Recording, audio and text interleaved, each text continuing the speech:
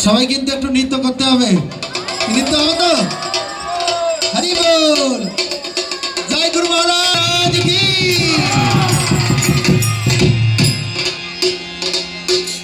আমার মন ভ্রমরা গুনগুনিয়ে কৃষ্ণ গুণ গাও, শুভ ব্যাস পূজায় মত্ত হও, শুভ ব্যাস পূজায় মত্ত হও, কৃষ্ণ গুণ গাও।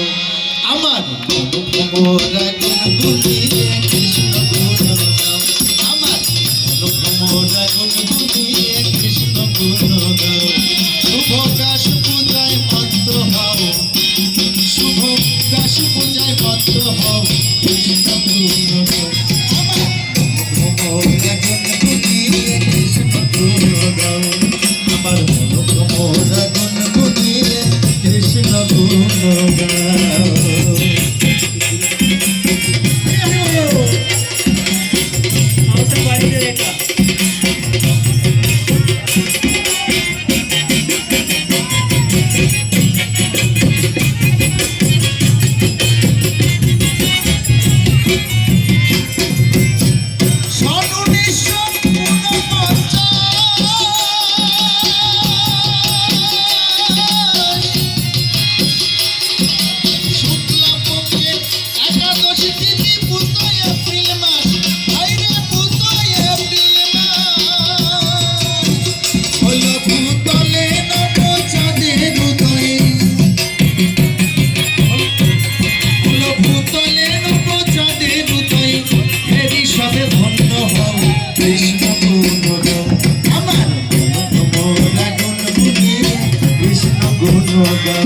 আমার গুণ ভ্রমরা গুনগুনিয়ে কৃষ্ণ গুণ গাও।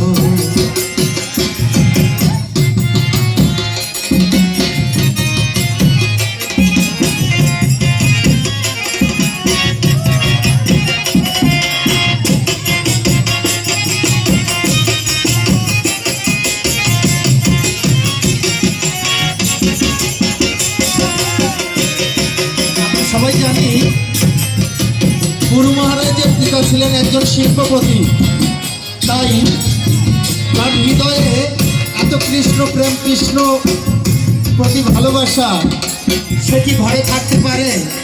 তাই কি বলছে এখানে, গাড়ি বাড়ি ডলার টাকার অভাব ছিল না, শিল্পপতির সংসারেতে মন মজিল না, আরে ভাই মন মজিল না।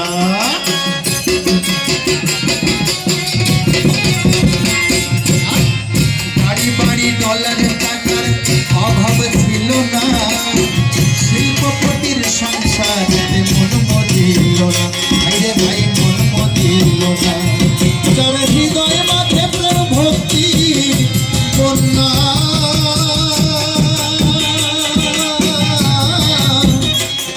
যার হৃদয় মাঝে প্রেম ভক্তির বন্যা, তারে কিবা দিতে পাও কৃষ্ণ গুণ গাও। আমার ভ্রমরা গুনগুনিয়ে কৃষ্ণ গুণ গাও, আমার ভ্রমরা গুনগুনিয়ে কৃষ্ণ গুণ গাও।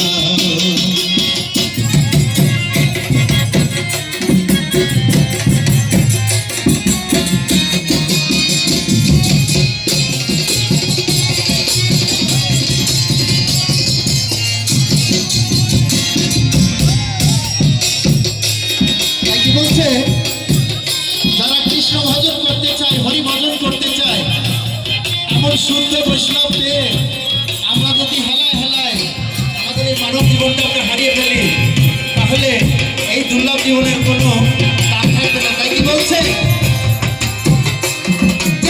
কৃষ্ণ ভজতে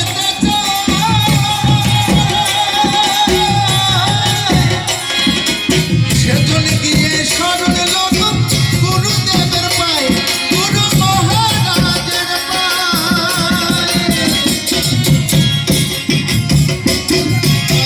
গুরুদেবের কৃপা নিতে